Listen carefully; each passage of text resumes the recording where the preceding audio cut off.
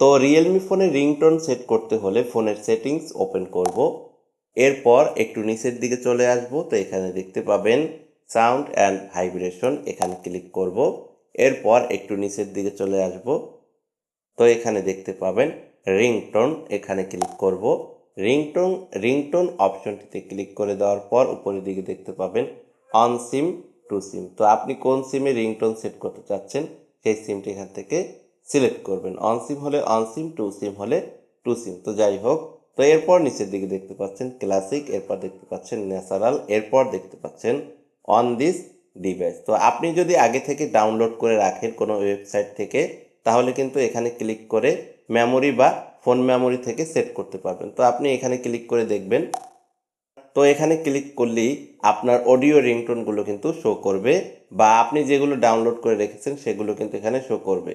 তো যেই রিংটোনটি আপনি সেট করবেন সেই রিংটোন সাউন্ডটির উপরে ক্লিক করতে হবে। তো যাই হোক, তো আমরা এখান থেকে ব্যাগে চলে আসব।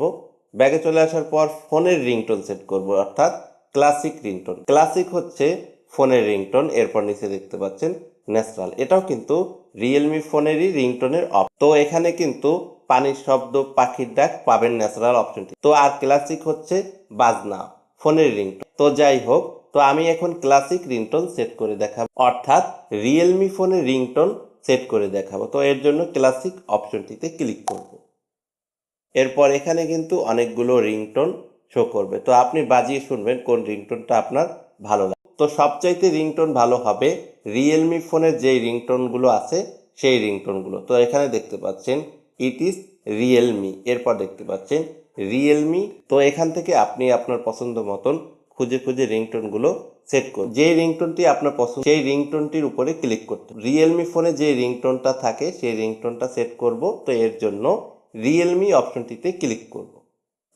রিয়েলমি অপশনটিতে ক্লিক করে দেওয়ার সাথে সাথে কিন্তু রিয়েলমি ফোনের বাজনা বেজে উঠবে।